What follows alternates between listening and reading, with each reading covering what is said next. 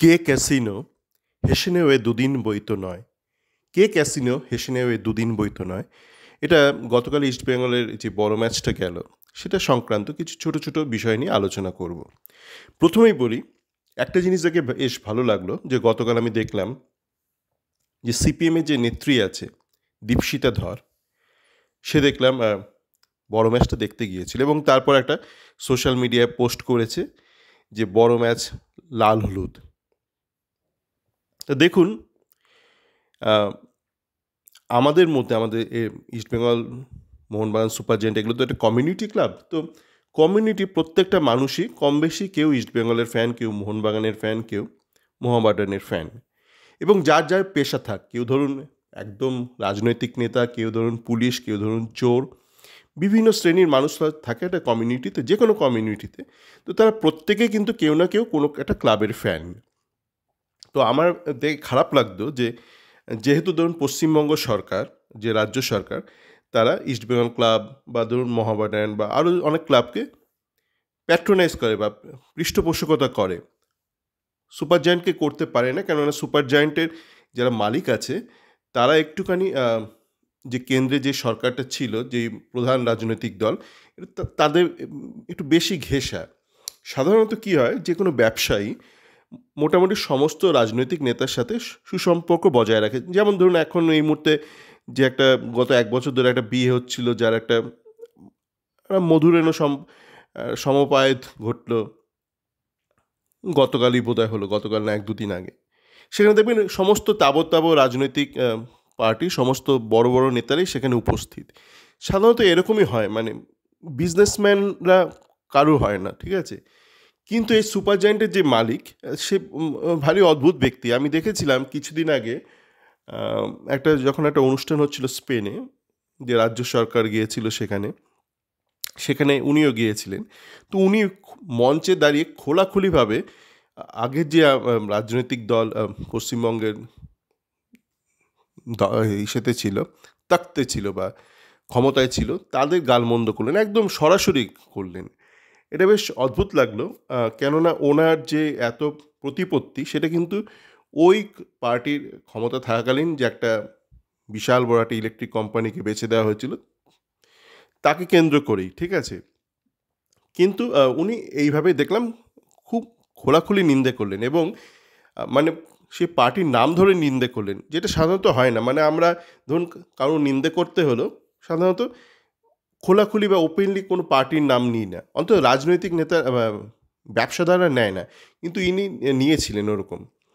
যাকে যে বিষয়ে বলছিলাম, তো পশ্চিমবঙ্গ সরকার করে এবং সরকারের এটা দায়িত্ব। তার কারণ দেখুন, সরকার সেই যেই পার্টিরই হোক না কেন, সে কিন্তু আপনার আমার থেকে রাজস্ব নিচ্ছে, মানে ইনকাম ট্যাক্স নিচ্ছে, কি জিএসটি নিচ্ছে, আগে সেলস ট্যাক্স নিত, সবার থেকেই নিচ্ছে। সে আপনি যে রাজনৈতিক পার্টির সমর্থক হন না কেন, তৃণমূল হন, বিজেপি হন, সিপিএম, কংগ্রেস, আপনার থেকে নিচ্ছে এবং আপনাকে ফিরিয়ে দেওয়াটা কিন্তু সরকারের কর্তব্যের মধ্যে পড়ে। এটা মানে এমন নয় যে তৃণমূল কংগ্রেস চটি চাটা করছে বা ইস্টবেঙ্গল চটি চাটা করছে, এরকম কোনো ব্যাপারই নয়। এটা সরকারের দায়িত্বের মধ্যে পড়ে, সরকারের এটা কাজ। সরকার আমাদের থেকে অর্থ নিচ্ছে, ঠিক আছে। তো এইটাকে আমি দেখতাম বেশ কিছু রাজনৈতিক দলের লোকজন বলতো ও ইস্টবেঙ্গল ক্লাব ওটা তৃণমূলের ক্লাব। তা নয়, ইস্টবেঙ্গল ক্লাব সরকারের ক্লাব, সরকার পৃষ্ঠপোষকতা করছে এবং সরকারের এটা দায়িত্বের মধ্যে পড়ে।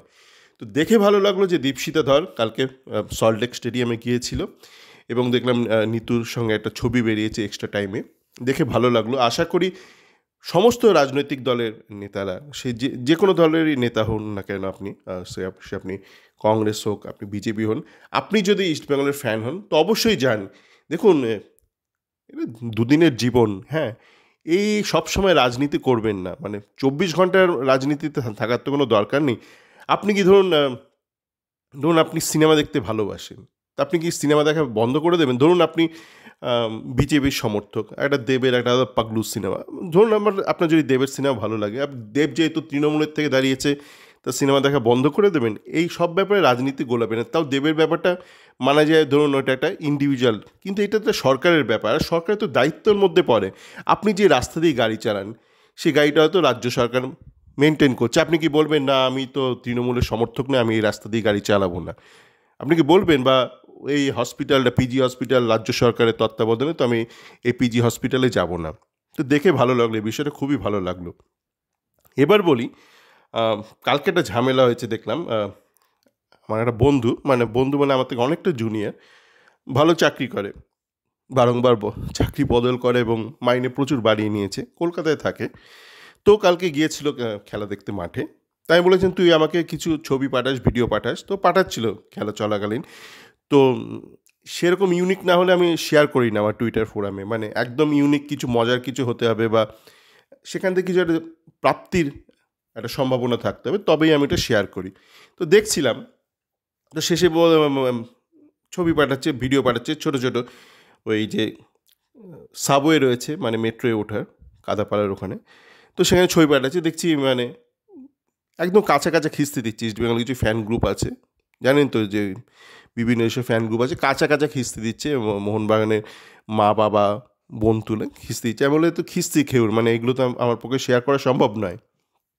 তারপর বললো, দাদা দাঁড়াও, আরও পাঠাচ্ছি বলে একটা পাঠালো। দেখলাম মেট্রো স্টেশনে একদল ইস্ট বেঙ্গল ফ্যান এবং একদল মোহনবাগান সুপার জায়ান্টের ফ্যানের মধ্যে প্রায় ধস্তাধস্তি শুরু হয়েছে। হ্যাঁ, তাই বললাম, তুই পাগল ছাগল না, আমি পাগল ছাগল না, তুই পাগল ছাগল, আমি এটা শেয়ার করব? দেখুন, এই মব বিহেভিয়ার বা এটা গ্রুপ বিহেভিয়ার বলে, ঠিক আছে? এটা কেন হয়?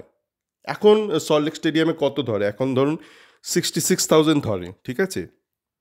66,000টা ওই ফিফার যে স্টেডিয়াম ইভ্যাকুয়েশন যে কনসেপ্ট আছে সেখান থেকে হয়েছে। মানে সল্টলেক স্টেডিয়ামে আপনার অ্যাকচুয়াল যে বাকেট সিটস আছে ওইটা 80,000-এর বেশি রয়েছে, কিন্তু ফিফার একটা নির্দিষ্ট গাইডলাইন আছে, যদি আপনাকে ফিফার ইভেন্ট কিছু কন্ডাক্ট করতে হয়, সেটা হচ্ছে যে একটা নির্দিষ্ট সময়ের মধ্যে পুরো স্টেডিয়ামটা যাতে ইভ্যাকুয়েট করা যায়। ধরুন কোনো একটা কোথাও কিছু একটা ঘটলো, এবং আপনাকে একটা প্রয়োজন পড়লো যে গোটা স্টেডিয়ামটাকে ইভ্যাকুয়েট করতে হবে, সেক্ষেত্রে একটা নির্দিষ্ট সময় আছে, এর মধ্যে কিন্তু করতে হবে। এবং সল্টলেক স্টেডিয়ামে যা এক্সিট যেসব অপশানগুলো রয়েছে বা ইনফ্রাস্ট্রাকচার রয়েছে, তাতে করে ওই নির্দিষ্ট সময়ের মধ্যে 66,000কে আপনি বার করতে পারবেন।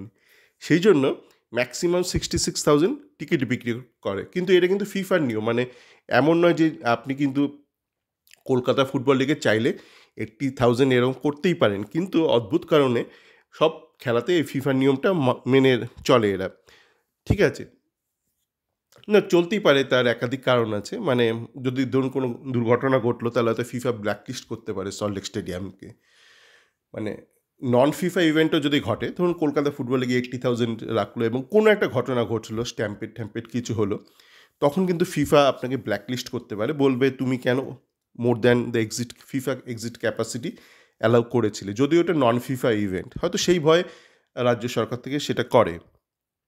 তো যেটা বলছিলাম, এই যে গ্রুপ বিহেভিয়ার, এই গ্রুপ বিহেভিয়ারটা কী হয়, এটা খুব মানে খুব মজার ব্যাপার। ধরুন আগে তো 1 লাখ, 1.5 লাখ, 1.5 লাখ না, 1,20,000 এরকম মাঠে বড় ম্যাচে লোকজন হতো, মানে সেরকম বড় মেগা ম্যাচে। আমার এখনও মনে আছে যে 4-1 জিতেছিল, যেটা 13ই জুলাই হয়েছিল। সেই ম্যাচে আমি আবার মোহনবাগান গ্যালারিতে বসেছিলাম। মোহনবাগান গ্যালারিতে না, মানে আমি বসেছিলাম হচ্ছে 1 নম্বর গ্যালারিতে, যেটা ঘটনাচক্রে তখনকার দিনে যে আইএফএ ডোনার মেম্বার যে কার্ড হোল্ডার থাকতো তাদেরকে দেওয়া হতো, সাধারণত 1 নম্বর দেওয়া হতো। আর সেইবার ঘটনাচক্রে 1 নম্বর মানে বাদিকটা পড়েছিল মোহনবাগানের জন্য। তো সেই দরুন কী হয়েছিল, পুরো এই মানে 1 নম্বরটাতে মোহনবাগানের ফ্যানরা বসে পড়েছিল। মানে যারা আইএফএ ডোনার মেম্বার তারা হয়তো কেউ এক্সচেঞ্জ করে নিয়েছিল, কিন্তু আমার পক্ষে সম্ভব ছিল না। তো আমি আইএফএ ডোনার মেম্বার নিই, মোহনবাগানের মধ্যে চুপচাপ বসে খেলাটা দেখেছিলাম। সেটার আলাদা একটা তৃপ্তি, মানে ধরুন আপনার টিম জিতছে আর পাশে মানে সব মোহনবাগান ফ্যানরা গুমড়ে গুমড়ে মরছে, নিজেদের গালাগাল দিচ্ছে, সেটা একটা অন্যরকম একটা তৃপ্তি। আপনারা তো ইস্টবেঙ্গল ফ্যানদের মধ্যে বসে ইস্টবেঙ্গলের জয়টা দেখেছেন, সেটা একরকমের তৃপ্তি, নাচানাচি করতে পারছেন।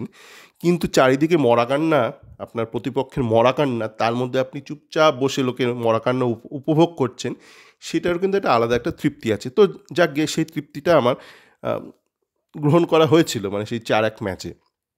তো গ্রুপ বিহেভিয়ার যেটা বলছি, তো যেটা বলছিলাম যে তখন ধরুন 1,20,000 এরকম তো হামেশাই হতো, 1,90,000 এরকম হতো। এবার গতকাল কী হয়েছে, গতকাল যেহেতু একদম ধরুন রিজার্ভ টিম খেলছে, আর মোহনবাগান ধরুন পরপর 2টো ম্যাচ হেরেও গিয়েছিল, মানে ড্র করেছিল কলকাতা লিগে। একটু ক্রেজ কম ছিল, মোটামুটি 15,000 মতন লোক হয়েছিল। তো তা সত্ত্বেও ওই দুটো গ্রুপের মধ্যে একটু মারপিট টারপিট হলো। মারপিট কতটা হয়েছে জানি না, কিন্তু ওরকম একটা পরিস্থিতির উদ্রেক ঘটেছিল। এবার কেন হলো? আগে 90,000 নিয়ে যেখানে হতো না সেখানে 15,000-এ কেন হচ্ছে? এটা হচ্ছে গ্রুপ বিহেভিয়ার। ধরুন আপনি ওই গ্রুপে যেই দুটো ছেলে ধরুন সবচেয়ে বেশি অ্যাগ্রেসিভ বিহেভিয়ার করেছে, একটা গ্রুপে তো থাকে ধরুন হয়তো 20 জন মারপিট করছে, 20, 40 জন। তার মধ্যে হয়তো আপনি দেখলেন একজন খুব বেশি এ পক্ষে, একজন খুব বেশি ও পক্ষের। আপনি যদি ওদেরকে আইসোলেট করেন, মানে গ্রুপ থেকে সরিয়ে দেন, দিয়ে ওদেরকে বলেন যা তুই এবার মেট্রো করে বাড়ি যা, দেখবেন ওরা কেউ কিচ্ছু করতে পারবে না। তখন আপনি যখন একটা গ্রুপের মধ্যে থাকেন না, আপনার মধ্যে হঠাৎ করে অনেকটা পাওয়ার চলে আসে, মানে ইউ গেট এম্পাওয়ার্ড। কেন আপনার মনে হচ্ছে আমি একটা গ্রুপের সাথে রয়েছি। যেমন গ্রুপ অফ ডগস, মানে যেসব জংলি কুকুর থাকে না, তাদের তাদের ভয়ের একটাই কারণ যে তারা একটা গ্রুপে থাকে। এবার আপনি ওখান থেকে একটা কুকুরকে আলাদা করে দেবেন, করে কুকুরটাকে আপনাকে ছেড়ে দেবেন একটা মানুষের সামনে, আর মানুষটা যদি কুকুরটার দিকে তেড়ে যায়, কুকুরটা তখন পালাবে ভয়ের চোটে। কিন্তু ওই কুকুরটাই যদি একসাথে ধরুন 20টা কুকুর থাকে কি 40টা কুকুর থাকে, তখন ওই কুকুরটা কিন্তু আপনার উপর হামলে পড়বে। তখন সে একটা, তার মধ্যে একটা শক্তি সঞ্চারিত হয়। সেটা হচ্ছে মোমেন্টারি শক্তি, মানে যতক্ষণ গ্রুপটার মধ্যে রয়েছে ততক্ষণ তার এই শক্তিটা রয়েছে।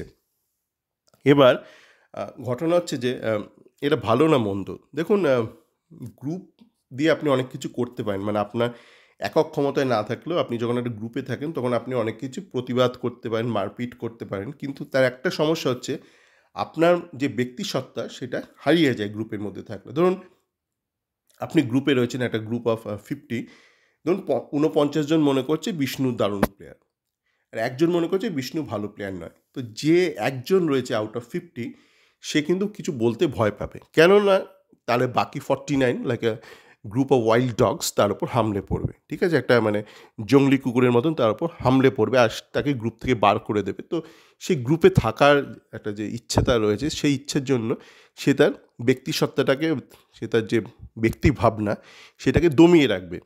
এবার প্রাথমিকভাবে সে দমিয়ে রাখবে, তারপর কি হয়, সে ভাবতেই ভুলে যায়। ঠিক আছে, এ প্রথম প্রথম যেটা হবে, সে ভাববে যে বিষ্ণু হয়তো ভালো প্লেয়ার নয়। 49 জন ভাবছে বিষ্ণু ভালো প্লেয়ার। তারপরে কি হবে, সে ভাবনাটাই যে ভাবা যায়, আমাদের মাথায় যেটা মগজ আছে তা দিয়ে যে ভাবতে হয়, সেই প্রসেসটা সে ভুলে যাবে। সে তখন শুধু নাচবে, আর তাকে যা বলে দেওয়া হবে সে সেটাই করবে। বলবে বিষ্ণু দারুণ প্লেয়ার, ও বলবে বিষ্ণু দারুণ প্লেয়ার, বলে আমান দারুণ প্লেয়ার, ও বলবে আমান দারুণ প্লেয়ার। মানে তার মধ্যে যে একটা থিঙ্কিং পাওয়ার আছে সেটা গায়েব হয়ে যাবে। এবার বলি, এটা নিয়ে তো আমরা আলোচনা করলামই। এবার বলি যে আমি কে ক্যাসিনো কেন বললাম। কে ক্যাসিনো এটা বললাম, দেখুন ক্যাসিনোতে একটা কনসেপ্ট আছে যে গ্যাম্বলিং, যে হাউস নেভার লুজেস, মানে যে ক্যাসিনো যে হাউস রয়েছে, যারা ব্যবসা, তারা কখনো হারে না। কেন হারে না সেটা আপনারা আলাদা করে ইউটিউবে ঘাটলে বা গুগল করলে জানতে পারবেন। কিন্তু ব্যাপারটা হচ্ছে যে আপনি যখন যান, কেউ আশা করি যাবেন না গ্যাম্বলিং করতে, যে কোনো ধরনের গ্যাম্বলিং, কিন্তু ঘটনা হচ্ছে যে ধরুন গ্যাম্বলার যায়, সে কিন্তু খুব বেশি জেতে না। সে হয়তো এক গোটা রাত্রি কাটালো বা একটা গোটা সন্ধ্যা কাটালো, ধরুন 5 ঘন্টা কাটালো একটা ক্যাসিনোতে। সে একবার হয়তো জিতলো, দুবার জিতলো, কিন্তু সে 20 বার হয়তো হারলো। কিন্তু তার প্রাপ্তি হচ্ছে সে একবার বা দুবার জিতলো, সেটা একটা যে মোমেন্টারি একটা একটা অ্যাড্রিনালিন ফ্লো হয়, আরও অনেক ডোপামিন ফোপামিন অনেক আছে, মানে যেগুলো আপনার মানে অনেক কেমিক্যালস আছে যেগুলো আপনার মাথায় রিলিজ হয়, শরীরে দেহে সেগুলো রিলিজ হয়। তার ফলস্বরূপ আপনার টেক অ্যাওয়ে হচ্ছে বা প্রাপ্তি, আমার আগের একটা অডিও নিয়ে অনেকে অনেক কিছু বলেছিল, আমাদের প্রাপ্তি হচ্ছে যে বিষ্ণুর একটা টাচ। এখন গোটা ম্যাচে, গোটা 90 মিনিটে বিষ্ণুর ওরকম কটা ফার্স্ট টাচ দিয়েছে আপনি কিন্তু সেই হিসাবটা করছেন না। ঠিক আছে, আপনার প্রাপ্তি হচ্ছে ওই একটা টাচ করলো, সেটা হচ্ছে আপনার টেক অ্যাওয়ে। ঠিক আছে, আবার অনেকে বলছে আমানের শেষের দিকে খুব ভালো খেলেছে, মানে গোটা আমান যতক্ষণ ছিল 70 মিনিট ছিল, আপনি 70 মিনিটটা বিশ্লেষণ করলেন, এই যে কে ক্যাসিনো এফেক্ট। ঠিক আছে, আপনি ওটা বিশ্লেষণ করলেন না, আপনার টেকায় হচ্ছে আমান একটা ক্রস করলো, কি পরিপ্রেক্ষিতে বলটা পেয়ে গেছিলো আমান এবং তাতে ক্রস করলো, তার আগে পরে আমান কি করেছে বা গোটা 70 মিনিট ধরে আমান কি করেছে সেটা আপনি কিন্তু বিশ্লেষণ করলেন না, আপনার মধ্যে ক্ষমতাটা লোপ পেয়েছে। ঠিক আছে, তো তো এইটা হচ্ছে ক্যাসিনো এফেক্ট, মানে আপনার টেক অ্যাওয়ে, আপনি ভাবলেন আজকে আমি জিতেছি, কিন্তু আপনার পকেটে আপনি যা টাকা নিয়ে গিয়েছিলেন, ধরুন আপনি ক্যাসিনোতে গেলেন 10,000 মুদ্রা নিয়ে, 10,000 ভারতীয় মুদ্রা নিয়ে, আপনি বাড়ি ফিরলেন হয়তো 1,000 টাকা নিয়ে, মানে 9,000 টাকা আপনার পকেট থেকে চলে গেল, কিন্তু আপনার মনে একটা আনন্দ রয়েছে যে আমি আজকে 30,000 টাকা জিতেছিলাম। আপনি জিতেছিলেন একটা মুহূর্তে, 30,000 জিতেছিলেন, কিন্তু আলটিমেটলি আপনার পকেট থেকে কিন্তু বেরিয়ে গেছে 9,000 টাকা, সেইটা আপনার মাথার মধ্যে থাকে না। তো এই ব্যাপারটাই বলবো। এবং এই যে সব কিছু ব্যাপার নিয়ে বললাম, সে আপনার শুরুতে আপনার দীপশিতা ধর বলুন, বা পরবর্তীকালে গ্রুপ বিহেভিয়ার বলুন, বা ক্যাসিনো এফেক্ট বলুন, কালকে দেখছিলাম অতুল উন্নিকৃষ্ণন বলে একটা প্লেয়ার, যাকে ইস্টবেঙ্গল ফ্যানরা গত বছরও, মানে কিছুদিন আগে পর্যন্ত বলছিল next big thing in Indian football, next biggest star. সে দেখলাম একলা একলা ঘুরে বেড়াচ্ছে, ট্রেনিং করছে, এখনও বোধহয় কেউ কোথাও ডাকেনি। তো যাকে আপনার যদি কেউ বুঝে থাকেন তো বুঝেছেন, কেউ যদি না বুঝে থাকেন তো আপনার একদম কোনো চাপ নেবেন না, সবার সব কিছু বোঝার দরকার নেই, আর আমারও সবাইকে সব কিছু বোঝানোর দরকার নেই। এবার একটা জিনিসই বললাম যে হেসে নেওয়ে দুদিন বই তো নয়, কার কি জানি কখন সন্ধে হয়, হেসে নেও দুদিন বই তো নয়, মানে দুদিনের, মানে জীবন তো দুদিনের। এটা দ্বিজেন্দ্রলালের গান। হেসে নেও দুদিন বই তো নয়, কার কি জানি কখন সন্ধে হয়, হেসে নেও দুদিন বই তো নয়। কেন বললাম, এই যে আপনাদের যার যার টেক অ্যাওয়ে বা প্রাপ্তি, সেই প্রাপ্তি নিয়ে থাকুন, আনন্দে থাকুন। ফোটে ফুল গন্ধ ছোটে তাই, কি বলছে, ফোটে ফুল গন্ধ ছোটে তাই, তুলে নেও এখনই যে, তুলে নেও এখনই যে, ঝরে যাবে হায়। ফোটে যখন ফুলের গন্ধ ফোটে, ফুল যখন দেখতে পাই আমরা, সেই মুহূর্তে ফুলটার সুবাস নেবেন, সেটা আপনার প্রাপ্তি। দুদিন বাদে ফুলটা ঝরে যাবে। সকলে ভালো থাকবেন।